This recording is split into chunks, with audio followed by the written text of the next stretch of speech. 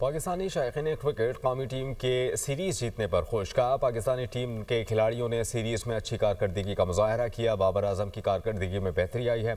उम्मीद है कि पाकिस्तानी टीम आइंदा आने वाले मैचेस में भी अच्छा परफॉर्म करेगी। अच्छी बैटिंग की है। इतना अर्सा हो गया था इधर जो है ना क्रिकेट हो नहीं थी इंटरनेशनल, तो अब जो है बहुत अच्छा लगा है। मैच एंजॉय किया है। टीम की परफॉर्मेंस बहुत अच्छी रही है और सैम अयूब ने बहुत अच्छा खेला है और ओवरऑल बहुत अच्छी उनकी परफॉर्मेंस रही है। बहुत मज़ा आया, बहुत एंजॉय किया। पाकिस्तान की टीम माशाल्लाह काफ़ी इम्प्रूव हुई है जी, और बाबर आजम साहब भी इम्प्रूव हो रहे हैं, तो इंशाल्लाह ताला उम्मीद है कि ये आगे अच्छी कारकर्दगी करेंगे। पाकिस्तान टीम बहुत अच्छा खेली है। बाबर आजम इम्प्रूव कर रहा है। ओवरऑल टीम बहुत अच्छा खेली माशाल्लाह। थोड़ी पिच स्लो थी, उस वजह से स्कोर थोड़े कम हुए हैं। बाकी बॉलिंग आउट क्लास थी। शाहीन ने बहुत अच्छी बॉलिंग की, खास तौर पे नवाज भाई हमारे मैच विनर बहुत। सूबाई वजीर सनत और तिजारत चौधरी शाफे हुसैन का रिंग रोड रावलपिंडी के करीब नई इंडस्ट्रियल स्ट्रीट बनाने का ऐलान। ऐवान सनत और तिजारत रावलपिंडी में सनतकारों से मुलाकात के दौरान चौधरी शाफे हुसैन ने कहा कि वजीर आला पंजाब मरियम नवाज के विजन के मुताबिक सनतकारी के अमल को तेज़ किया गया है। टेक्सटाइल सेक्टर के फ़रोग़ के लिए कायद-ए-आज़म बिजनेस पार्क शेखुपुरा में गारमेंट सिटी बनाया गया। 10 नई फैक्ट्रियों की तामीर शुरू हो चुकी है। बहावलपुर इंडस्ट्रियल इस्टेट में पहली बार सनती यूनिट्स लग रहे हैं। सनतकार स्पेशल इकॉनमिक जोन में सरमायाकारी की सहूलियात से फ़ायदा उठाएंगे। वज़ीर आला पंजाब जल्द तमाम ऐवान सनत और तिजारत के नुमाइंदगान से मिलेंगी। सदर ऐवान सनत और तिजारत रावलपिंडी उस्मान शौकत और ग्रुप लीडर सोहेल अल्ताफ़ ने सूबाई वज़ीर को अपने मसाइल से आगाह भी किया। आगे बढ़ेंगे। टैरिफ से जंगें रोकीं, कई ममालिक से ताल्लुकात मजबूत हुए। टैरिफ की वजह से अमेरिका अमीर और मजबूत मुल्क बना। कई ममालिक ने टैरिफ को अमेरिका के खिलाफ इस्तेमाल किया। ऐसा कहना था अमेरिकी सदर डोनाल्ड ट्रंप का, जिन्होंने अपने सोशल मीडिया पैगाम में ये कहा, हमारी पॉलिसियों से अब कोई मुल्क अमेरिका का फ़ायदा नहीं उठा सकता। टैरिफ की वजह से महंगाई में कमी और टैक्सेस में कमी आई। हमारी फ़ौज दुनिया की मजबूत तरीन फ़ौज है। अमरीकी रियासत टेक्सास में बम बनाने की धमकी देने पर अफगान शहरी गिरफ्तार। अमरीकी मीडिया के मुताबिक अफगान शहरी को बम बनाने का दावा करने पर पकड़ा गया। गिरफ्तार होने वाले अफगान शहरी की शिनाख्त मोहम्मद दाऊद के नाम से हुई है। अफगान शहरी ने बम बनाने से मुताल्लिक टिकटॉक पर वीडियो भी पोस्ट की थी। वीडियो में अफगान शहरी ने कहा था कि बम से फोर्ट वर्थ शहर को निशाना बनाएगा।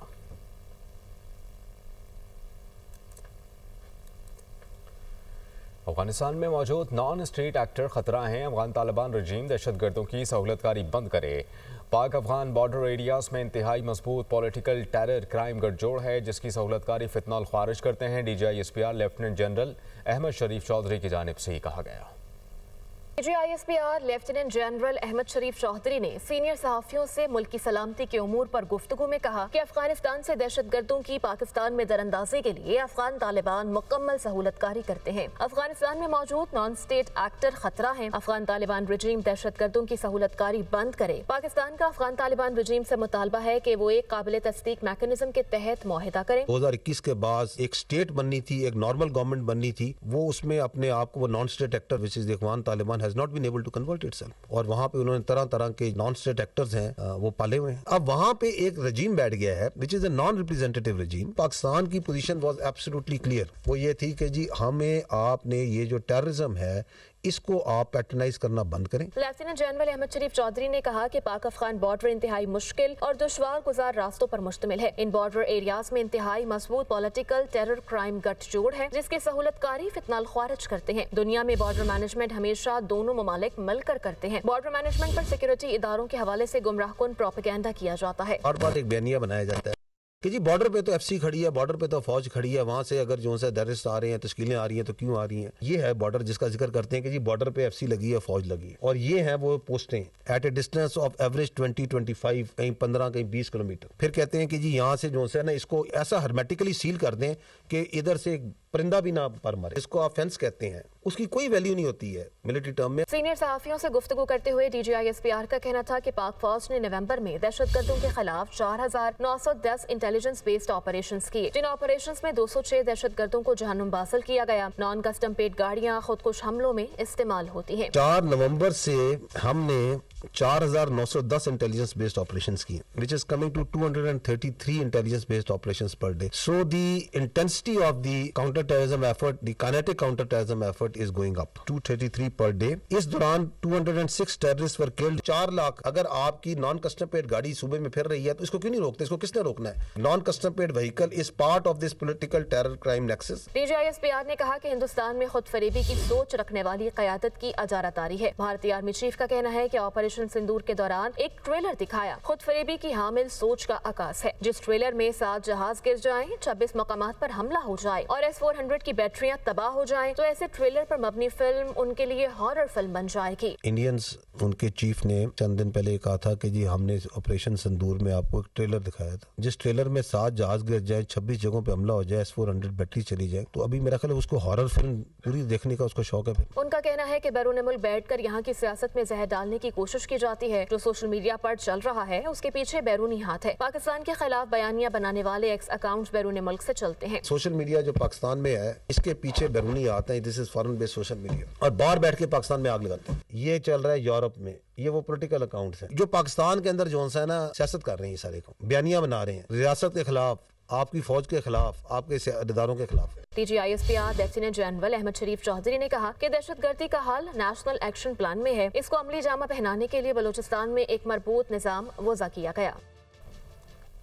पाकिस्तान और अफगानिस्तान के दरमियान जंग होते होते रह गई। भारत को सबक सिखा सकते थे तो अफगानिस्तान हमारे लिए कुछ नहीं। पाक अफगान सरहद झड़पों की रात बाद जंग की तरफ जा रही थी। उसी रात तालिबान को सबक सिखाने जा रहे थे। कतर की वजह से अफगानिस्तान के साथ जंग नहीं हुई।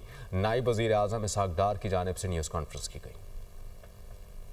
पाकिस्तान का स्टैंड होता है, इसकी 2 फॉर्मेट होती हैं। एक तो नैरो फॉर्मेट होती है जो कि परमानेंट मेंबर हैं उनकी हेड्स ऑफ गवर्नमेंट की मीटिंग। एक एक्सपेंडेड फॉर्मेट होती है जिसमें जो गेस्ट या ऑब्जर्वर इनवाइटेड होते हैं वो फिर उस मीटिंग में वो भी ऐड हो जाते हैं। तो 2 हिस्से होते हैं इसके सेगमेंट। तो दोनों मीटिंग्स में हमने पाकिस्तान की जो है वो I outline Pakistan efforts and priorities for regional economic integration, connectivity and infrastructure development, youth empowerment and poverty alleviation.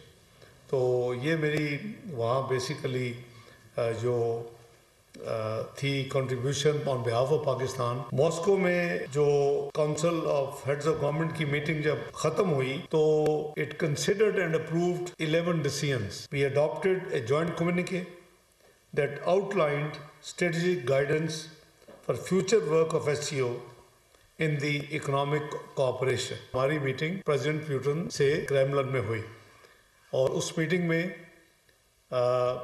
मैंने पाकिस्तान के बिहाफ पे उनको अपनी लीडरशिप की ग्रीटिंग दी, प्रेसिडेंट जरदारी साहब की तरफ से और प्राइम मिनिस्टर शहबाज साहब की तरफ से और आवाम की तरफ से।